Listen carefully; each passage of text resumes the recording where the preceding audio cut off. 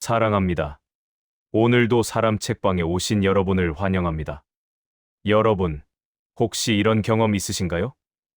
분명 말투도 부드럽고 웃는 얼굴로 다가오는데 그 사람과 헤어지고 나면 왠지 모를 피로감이 밀려오는 경험 말입니다. 겉으로는 너무나 친절하고 다정한데 이상하게 마음 한구석이 무겁고 불편한 사람. 심지어 그 사람이 괜찮으세요? 제가 도와드릴게요 라고 말할 때 오히려 더 조심스러워지는 그런 느낌. 분명 나쁜 말 한마디 하지 않았는데 왜인지 그 사람 앞에서는 숨이 막히는 것 같고 내가 잘못한 것도 없는데 자꾸 미안해지고 괜히 눈치를 보게 되는 그런 관계 말입니다. 내가 너무 예민한 건가? 저 사람은 친절한데 내가 이상한 건가? 이렇게 자책하신 적 있으시죠?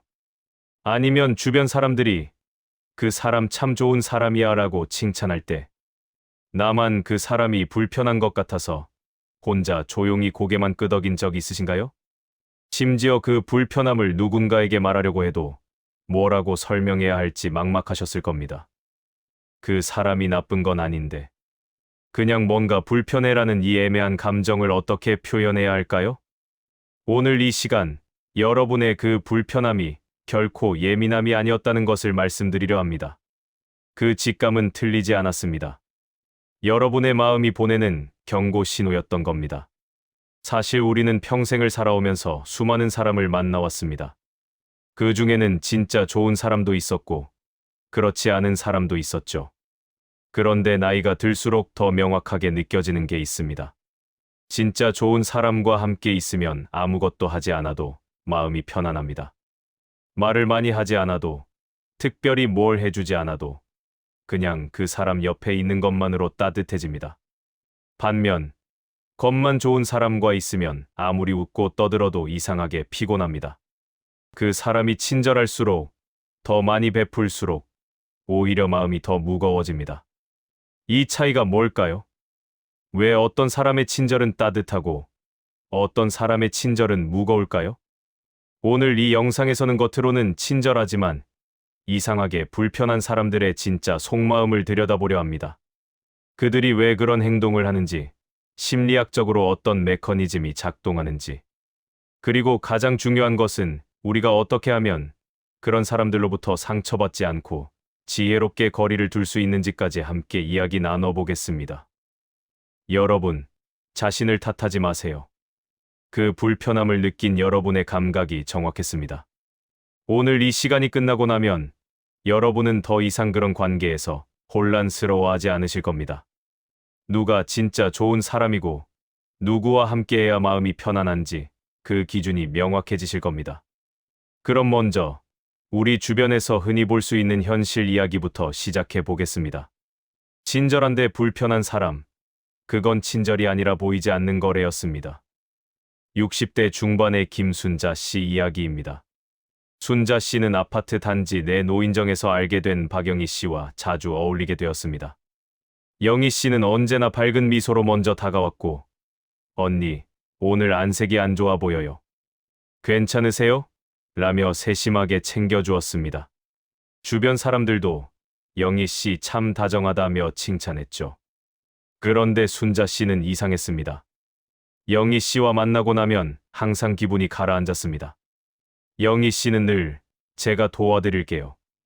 제가 알아볼게요 라며 먼저 나서지만 정작 일이 끝나면 언니, 제가 이렇게까지 해드렸는데 라는 말을 슬쩍 했습니다.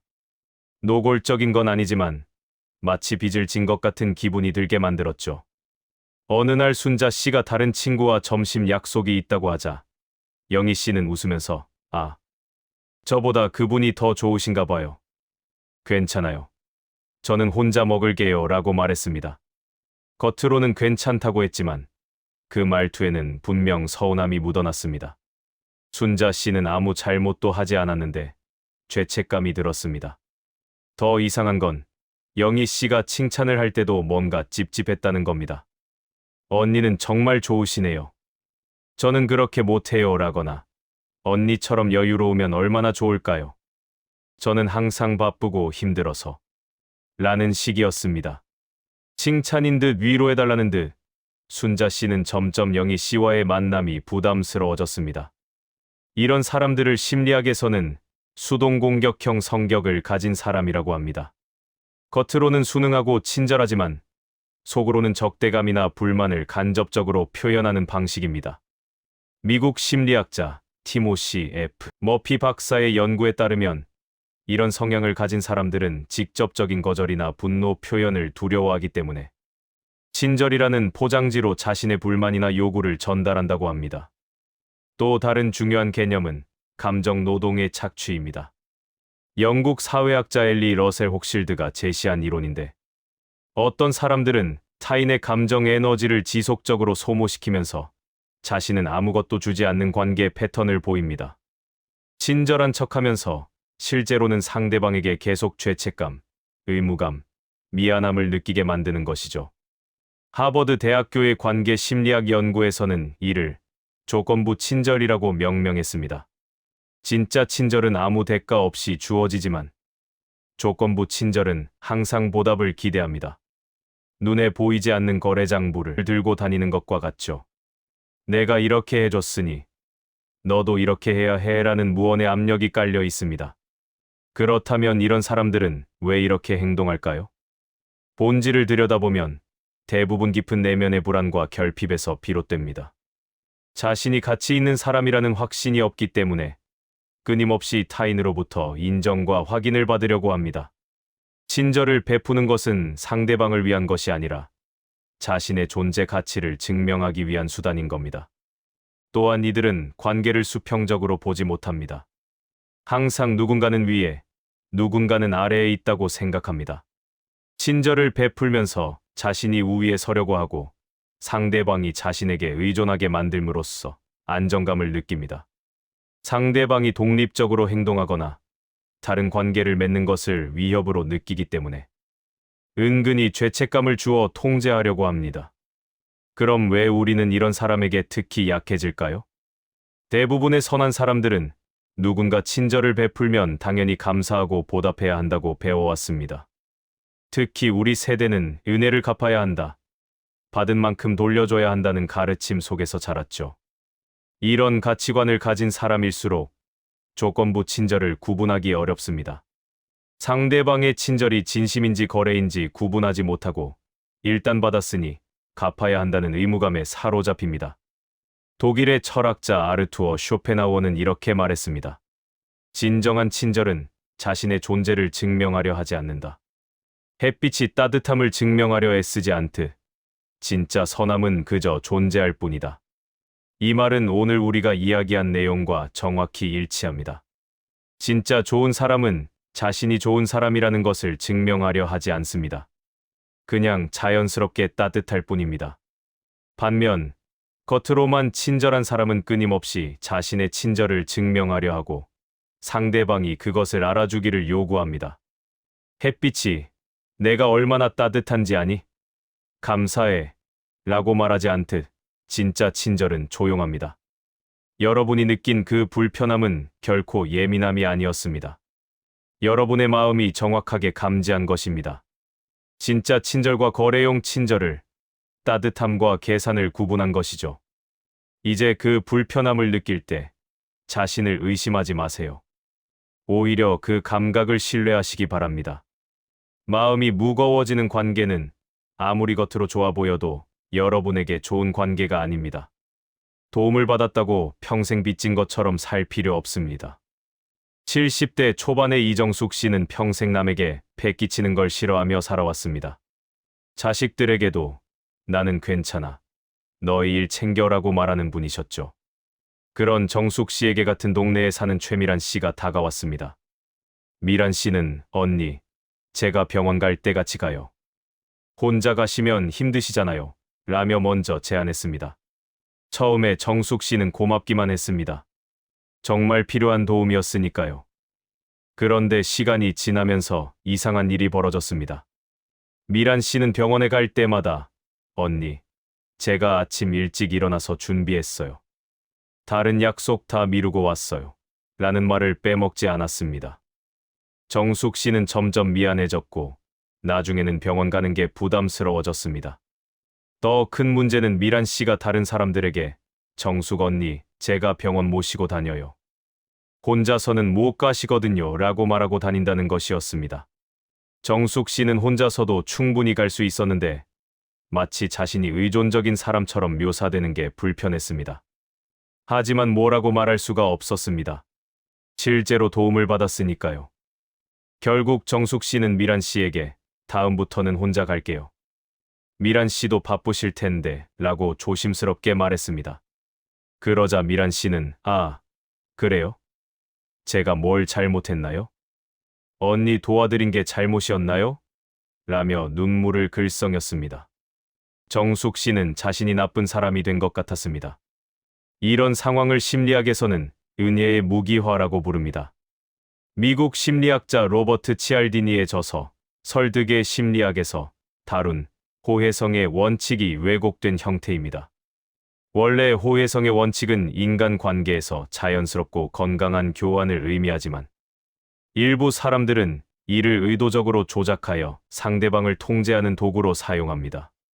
스탠퍼드 대학교의 사회심리학 연구팀은 강요된 감사 현상을 연구했습니다. 실험 결과 도움을 받은 사람이 과도한 감사를 요구받을 때 오히려 죄책감과 스트레스 수치가 높아지는 것으로 나타났습니다. 특히 한국과 같이 집단주의 문화권에서는 이런 현상이 더 강하게 나타나는데 은혜를 갚아야 한다는 문화적 가치관이 강하기 때문입니다. 또한 감정적 인질 이론도 중요합니다. 영국의 관계 치료사 수전 포워드가 제시한 개념으로 어떤 사람들은 친절을 베풀면서 동시에 상대방을 감정적으로 인질로 만듭니다. 내가 이렇게까지 해뒀는데 라는 말 한마디로 상대방의 자유로운 선택을 봉쇄하는 것이죠. 왜 우리는 이런 사람들에게 특히 약해질까요? 첫 번째 이유는 우리 세대가 가진 미덕 때문입니다. 우리는 은혜를 갚는 것, 감사하는 것, 겸손한 것을 최고의 가치로 배워왔습니다. 이런 가치관 자체는 아름답습니다. 문제는 이런 미덕을 악용하는 사람들이 존재한다는 것이죠. 두 번째 이유는 나이가 들면서 생기는 의존성에 대한 두려움입니다. 나이가 들수록 누군가의 도움이 필요한 순간이 생깁니다. 그런데 우리는 평생 독립적으로 살아왔기 때문에 도움을 받는 것 자체가 불편하고 미안합니다. 이런 심리를 아는 사람들은 도움을 주면서 이제 나 없이는 안 되시죠? 라는 메시지를 슬쩍 전달합니다. 세 번째 이유는 사회적 평판에 대한 우려입니다. 저 사람이 이렇게까지 해줬는데 배은망덕하게 군다는 소리를 듣고 싶지 않기 때문에 불편해도 참게 됩니다. 특히 작은 공동체에서는 평판이 매우 중요하기 때문에 이런 압력이 더 강하게 작용합니다. 프랑스 철학자 시모느 베유는 이렇게 말했습니다. 진정한 선은 결코 자신의 선함을 증명하려 하지 않는다. 선이 자기 과시를 시작하는 순간 그것은 이미 선이 아니라 거래가 된다. 정확한 지적입니다. 정숙 씨가 만난 미란 씨는 도움을 주면서 끊임없이 그 도움을 환기시켰습니다. 내가 얼마나 희생했는지, 내가 얼마나 헌신했는지를 계속 말했죠. 진짜 선은 조용합니다. 도움을 주고 나서 잊어버립니다. 하지만 거래용 선은 시끄럽습니다. 끊임없이 기억하라고 요구합니다. 여러분이 도움을 받았다고 해서 평생 빚진 것처럼 살 필요는 없습니다. 진짜 도움은 자유를 주지만 거래용 도움은 속박을 줍니다. 누군가 도움을 주면서 여러분을 불편하게 만든다면 그것은 진짜 도움이 아닙니다. 통제입니다. 여러분에게는 불편함을 느낄 권리가 있고 그 관계에서 벗어날 권리가 있습니다. 감사함과 속박은 다릅니다. 진짜 도움은 자유를 주지만 가짜 도움은 속박을 줍니다. 65세의 박영수 씨는 평생 성실하게 살아온 분입니다. 은퇴 후 지역 봉사 모임에 나가게 되었고 그곳에서 김철수 씨를 만났습니다. 철수 씨는 모임의 총무를 맡고 있었는데 언제나 제가 할게요. 걱정 마세요. 제가 다 알아서 할게요 라며 모든 일을 떠맡았습니다. 처음에는 고마웠습니다. 그런데 시간이 지나면서 이상한 점을 발견했습니다. 철수 씨는 모든 결정을 혼자 내렸습니다. 제가 알아서 할게요 라고 해놓고 정작 다른 사람들의 의견은 듣지 않았죠. 누군가 다른 의견을 내면, 그것도 좋긴 한데요. 근데 제 경험상 이게 더 나을 것 같은데요? 라며 교묘하게 자기 방식을 관철시켰습니다. 더 큰 문제는 철수 씨가 모임을 마치 자기 것처럼 여긴다는 점이었습니다. 제가 이 모임을 여기까지 끌어올렸어요. 제가 없었으면 이 모임 벌써 망했을 거예요 라는 말을 공공연하게 했습니다. 다른 회원들이 기여한 부분은 전혀 언급하지 않았죠. 어느 날 영수 씨가 새로운 아이디어를 제안했습니다. 철수 씨는 웃으면서 영수 형님, 그 아이디어 참신하긴 한데 현실적으로 어렵지 않을까요? 형님은 이런 일 경험이 없으시잖아요 라고 말했습니다.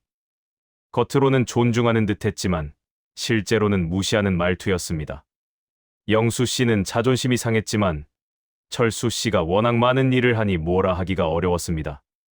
이런 사람들은 심리학에서 은밀한 나르시시스트 또는 취약한 나르시시스트라고 분류됩니다. 겉으로는 겸손하고 헌신적으로 보이지만 실제로는 강한 우월감과 인정 욕구를 가지고 있습니다. 미국 심리학자 크레이그 말킨 박사의 연구에 따르면 이들은 자신의 나르시시즘을 친절과 헌신으로 포장하기 때문에 더 위험합니다. 하버드 의대 정신과의 조지 베일런트 교수는 자기애적 이타주의라는 개념을 제시했습니다. 겉으로는 이타적으로 보이지만 실제로는 자신의 우월함을 증명하고 타인을 지배하기 위한 수단으로 선행을 이용하는 것입니다. 이들은 도움을 주면서 동시에 상대방을 무능하게 만들고 자신 없이는 안 된다는 의존성을 만들어냅니다. 예일 대학교의 사회심리학 연구팀은 통제형 친절 패턴을 분석했습니다. 연구 결과 이런 사람들과의 관계에서는 수혜자의 자존감이 오히려 낮아지는 것으로 나타났습니다. 도움을 받으면서도 계속 무능함을 느끼게 되고 결국 자신감을 잃게 되는 것이죠. 이런 사람들의 본질은 무엇일까요? 표면적으로는 헌신하는 것처럼 보이지만 깊은 내면에는 나 없이는 안 돼라는 메시지를 전파하고 싶은 욕구가 있습니다. 다른 사람들이 독립적으로 능력 있게 행동하는 것을 위협으로 느낍니다. 왜냐하면 자신의 존재 가치가 없어서는 안 될 사람이라는 이미지에 달려 있기 때문입니다. 이들은 진심으로 돕고 싶어서 돕는 게 아니라 자신의 중요성을 확인하고 싶어서 돕습니다. 그래서 다른 사람들이 성장하거나 독립하는 것을 은근히 방해합니다. 제가 해드릴게요 라는 말 뒤에는 당신은 못하니까 라는 메시지가 숨어 있는 것이죠. 그렇다면 이런 사람을 어떻게 판단할 수 있을까요? 명확한 기준이 있습니다. 첫째, 그 사람의 친절 이후 여러분이 더 자유로워지는가 아니면 더 속박되는가를 보세요. 진짜 도움은 여러분을 성장시키고 독립하게 만듭니다. 하지만 통제형 친절은 여러분을 더 의존적으로 만듭니다. 둘째, 그 사람이 여러분의 성공을 진심으로 기뻐하는가를 보세요. 진짜 좋은 사람은 여러분이 잘 되는 것을 자기 일처럼 기뻐합니다. 하지만 은밀한 나르시시스트는 여러분이 너무 잘 되면 불편해합니다. 자신의 우월함이 위협받기 때문입니다. 셋째, 그 사람과 있을 때 여러분의 자존감이 올라가는가, 내려가는가를 보세요. 진짜 좋은 관계에서는 서로의 자존감이 높아집니다. 하지만 통제형 관계에서는 한쪽의 자존감이 계속 깎여 내려갑니다. 덴마크 철학자 쇠렌 키르케고르는 이렇게 말했습니다. 진정한 사랑은 상대방이 자기 자신이 되도록 돕는 것이다. 반면 소유욕은 상대방을 자신에게 의존하게 만든다. 이 말은 관계의 본질을 정확히 짚어냅니다. 친절의 목적이 상대방의 성장이라면 그것은 사랑이지만 친절의 목적이 상대방의 의존이라면 그것은 소유욕입니다. 철수 씨는 모임을 돕는 척했지만 실제로는 모임을 자신에게 의존하게 만들었습니다. 다른 사람들이 독립적으로 결정하고 행동하는 것을 허용하지 않았죠. 누군가 여러분을 돕는다고 할 때 그 도움이 여러분을 자유롭게 하는지 속박하는지 살펴보세요. 여러분을 성장시키는지 의존하게 만드는지 보세요. 진짜 좋은 사람은 여러분이 언젠가 자신의 도움 없이도 잘 살기를 바랍니다. 하지만 통제하는 사람은 여러분이 영원히 자신을 필요로 하기를 바랍니다. 이 차이를 아는 것만으로도 여러분은 더 이상 잘못된 관계에 갇히지 않을 것입니다. 거리두기는 관계를 끊는 게 아니라 나를 지키는 겁니다. 68세의 최미경 씨는 오랫동안 같은 아파트에 사는 이선희 씨와 가깝게 지냈습니다. 선희 씨는 항상 언니, 저만 믿으세요. 제가 다 알아서 할게요 라며 적극적으로 나섰고 미경 씨도 그 친절에 기대어 편하게 지냈습니다. 그런데 어느 순간부터 미경 씨는 선희 씨와의 관계가 부담스러워졌습니다. 선희 씨는 미경 씨의 일정을 항상 확인하려 했고 다른 사람과 만나는 것을 유독 싫어했습니다. 언니는 저랑 있는 게 제일 편하시잖아요. 라며 은근히 다른 관계를 차단하려 했죠. 미경 씨는 거리를 두고 싶었지만 방법을 몰랐습니다. 선희 씨가 실제로 많은 도움을 줬기 때문에 뭐라고 말하기가 어려웠습니다. 그냥 피하면 배은망덕한 사람이 될 것 같았고 솔직히 말하면 관계가 완전히 깨질 것 같았습니다. 고민 끝에 미경 씨는 조금씩 방법을 바꿔보기로 했습니다. 선희 씨가 제가 해드릴게요 라고 하면 고마워요. 근데 이번엔 제가 직접 해보고 싶어요. 안 되면 그때 도움 청할게요 라고 부드럽게 거절했습니다. 선희 씨가 서운해하는 기색을 보이면 선희 씨 도움이 필요 없어서가 아니라 제가 스스로 해보는 것도 중요해서예요 라고 설명했습니다. 처음에는 어색했지만 시간이 지나면서 미경 씨는 자신의 공간을 되찾았습니다. 선희 씨와의 관계도 완전히 끊기지 않고 적당한 거리를 유지하게 되었죠. 미경 씨는 깨달았습니다.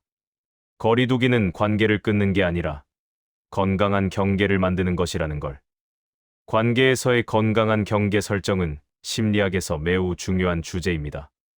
미국의 가족 치료사 헨리 클라우드 박사는 저서 경계선에서 명확한 경계가 오히려 더 건강한 관계를 만든다고 강조했습니다. 경계가 없는 관계는 결국 한쪽이 소진되거나 관계가 파괴되지만 명확한 경계가 있는 관계는 장기적으로 지속 가능하다는 것입니다. 캐나다 심리학자 엘버트 반두라의 자기오는감 이론도 중요합니다. 사람은 자신이 상황을 통제할 수 있다고 느낄 때 심리적으로 건강합니다. 반대로 타인에게 지나치게 의존하거나 통제당한다고 느끼면 무력감에 빠집니다. 따라서 통제형 관계에서 벗어나는 것은 단순히 불편함을 피하는 것이 아니라 자신의 심리적 건강을 지키는 것입니다. MIT 슬론 경영대학원의 연구팀은 점진적 경계 설정 방법을 연구했습니다.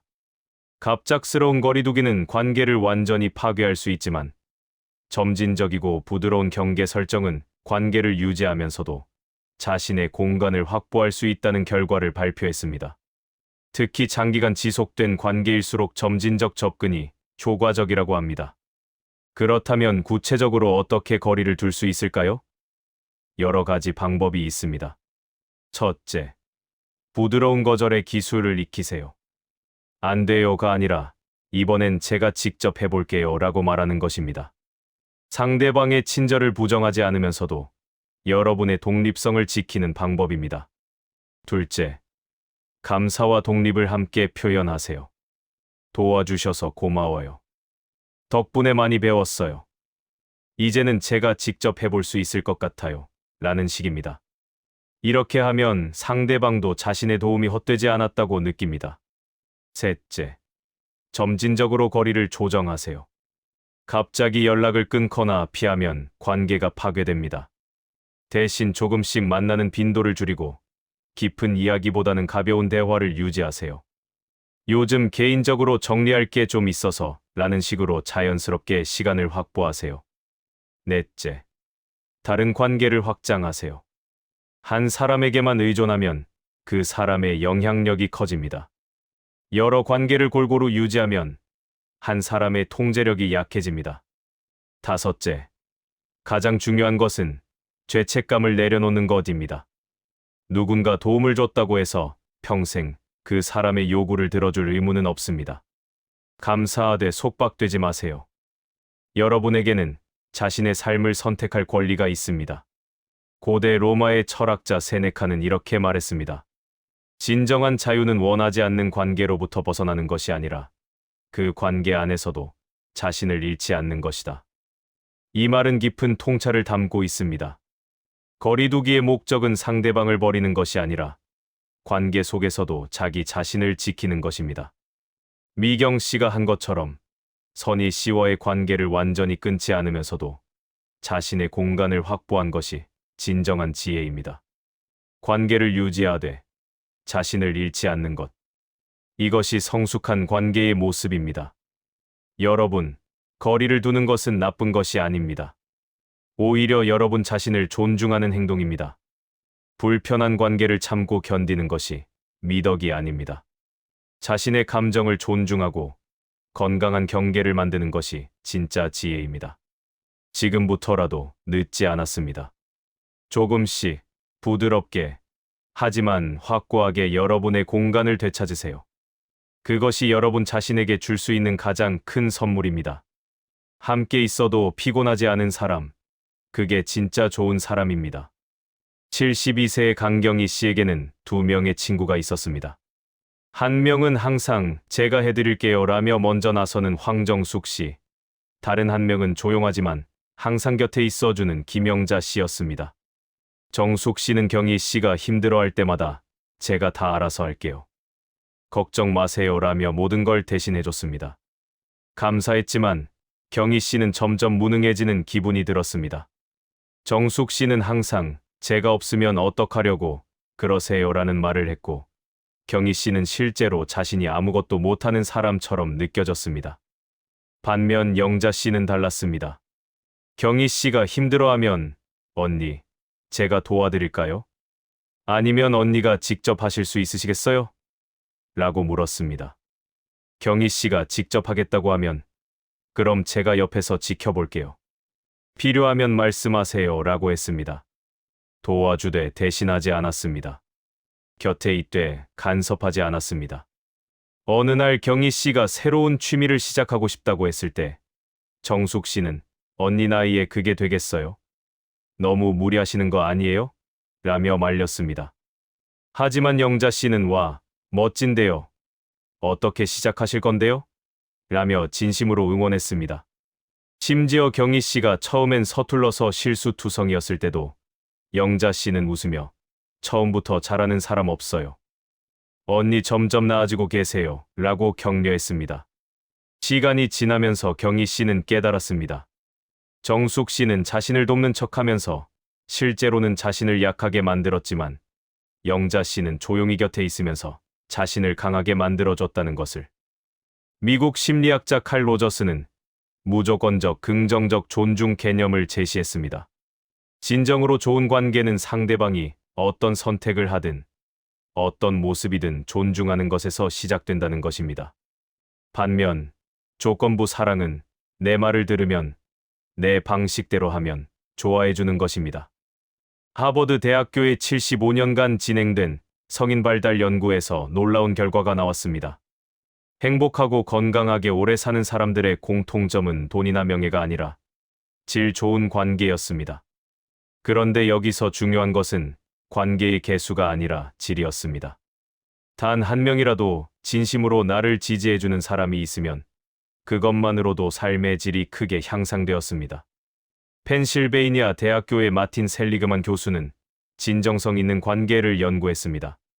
진정성 있는 관계의 특징은 서로가 가면을 쓰지 않아도 되고 약점을 보여도 되며 실수해도 괜찮다는 안정감입니다.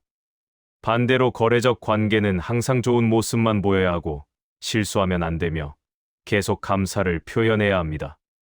그렇다면 진짜 좋은 사람을 어떻게 알아볼 수 있을까요? 명확한 기준들이 있습니다.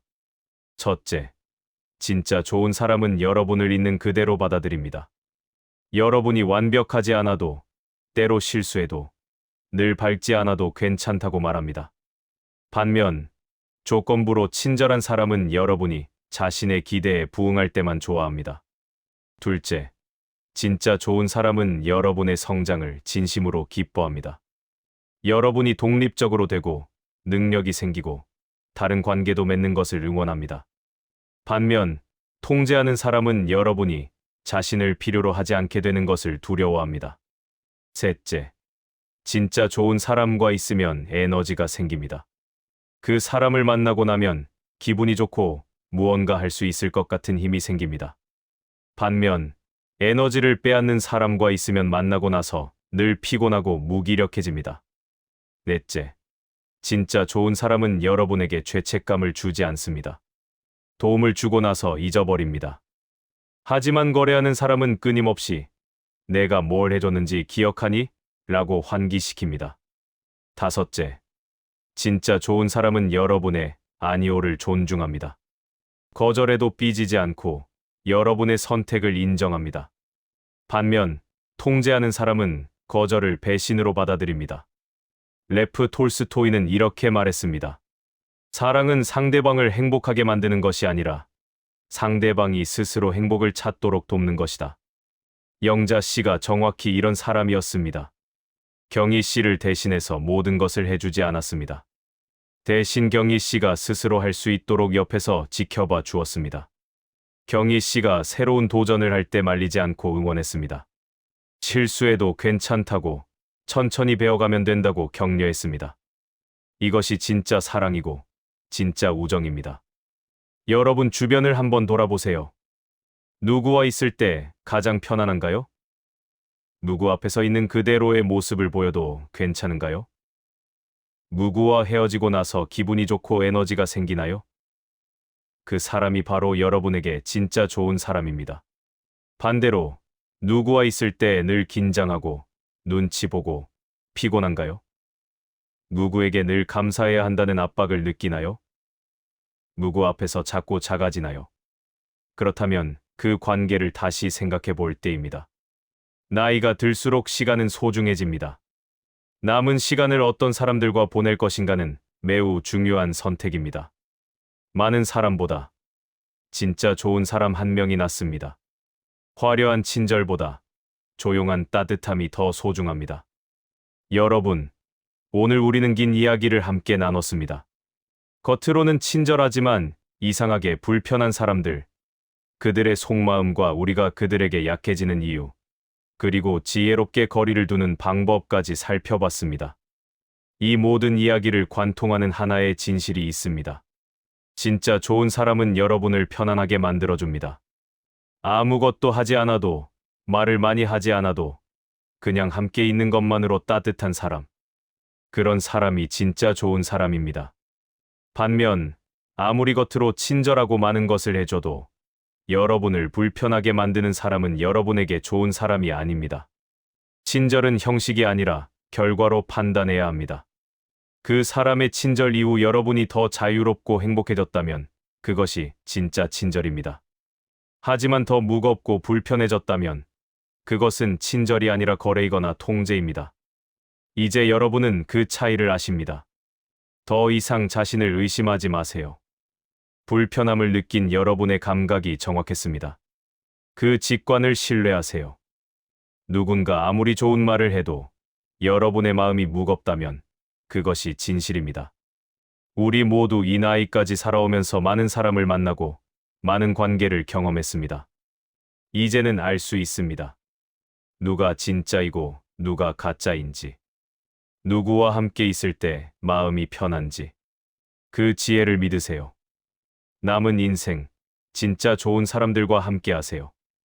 많은 관계보다 질 좋은 관계를 선택하세요. 화려한 친절보다 조용한 따뜻함을 선택하세요. 여러분을 편안하게 해주는 사람, 있는 그대로의 여러분을 받아들여주는 사람, 여러분의 성장을 진심으로 기뻐하는 사람. 그런 사람들과 함께 하세요. 그리고 무엇보다 중요한 것은 여러분 자신에게도 그런 사람이 되어주세요. 스스로에게 친절하고 스스로를 있는 그대로 받아들이고 스스로의 선택을 존중하세요. 다른 사람의 기대에 부응하느라 지치지 마세요. 누군가의 친절에 빚진 것처럼 살지 마세요. 여러분에게는 편안한 관계를 선택할 권리가 있습니다. 불편한 관계에서 벗어날 권리가 있습니다. 여러분 자신의 감정을 존중할 권리가 있습니다. 오늘 이 이야기가 여러분에게 작은 위로가 되었기를 바랍니다. 그리고 앞으로 여러분의 남은 인생이 진짜 좋은 사람들로 채워지고 편안하고 따뜻한 관계 속에서 행복하시길 진심으로 응원합니다. 이 영상이 도움이 되셨다면 구독과 좋아요 부탁드립니다. 여러분의 경험을 댓글로 함께 나눠주시고 주변에 힘든 관계로 고민하는 분이 계시다면 이 영상을 공유해 주세요. 이상 사람 책방이었습니다.